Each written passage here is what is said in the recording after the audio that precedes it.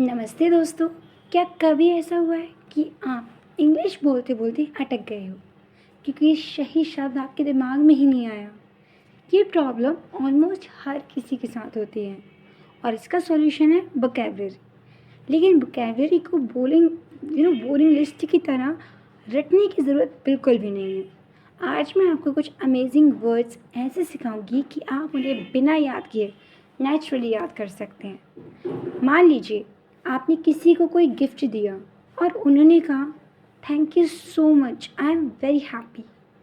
ये सही है, लेकिन इमेजिन कीजिए कि उन्होंने अगर ये कहा होता thank you so much, I am thrilled.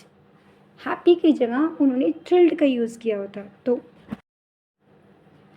वो सुनने में कितना पावरफुल लगता है ना।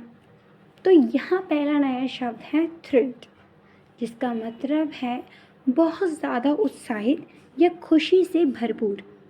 अब आप बोल सकते हैं I was thrilled to watch my favourite movie. I was thrilled to watch my favourite movie मतलब मैं अपनी पसंदीदा फिल्म देखकर बहुत उत्साहित था। मैं अपनी पसंदीदा फिल्म देखकर बहुत उत्साहित था। एक छोटा सा शब्द लेकिन कितना इम्पैक्टफुल है ना।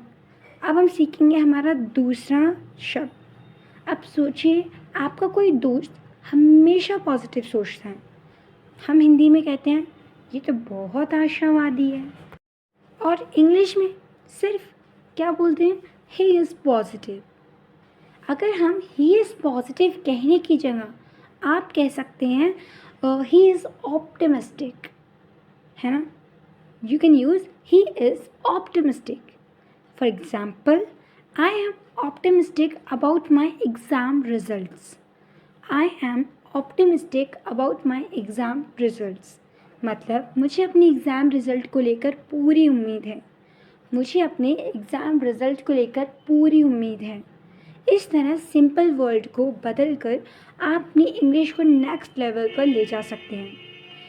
अगर मैं आपको एक टिप दूँ तो कैसा रहेगा? देखो, वोकैबलरी याद रखने का आसान तरीका है कि दोस्तों जब भी आप कोई नया वर्ड सीखें तो सिर्फ उसका मीनिंग मत याद कीजिए, उससे जुड़ी किसी रियल मेमोरी या इमोशन को कनेक्ट कीजिए।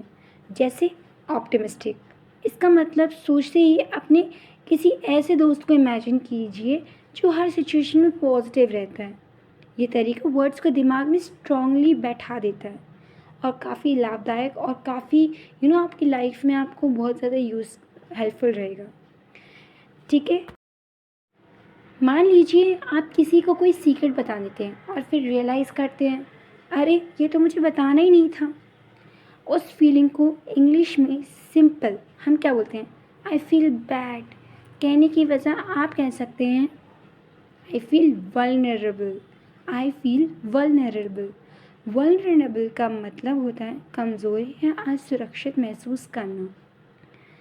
ठीक है, जैसे for example sharing my personal story made me feel vulnerable. मतलब अपनी पर्सनल कहानी शेयर करने से मैं असुरक्षित महसूस कर रहा था। Sharing my personal story made me feel vulnerable. इससे आपका एक्सप्रेशन और ज़्यादा नेचुरल लगता है।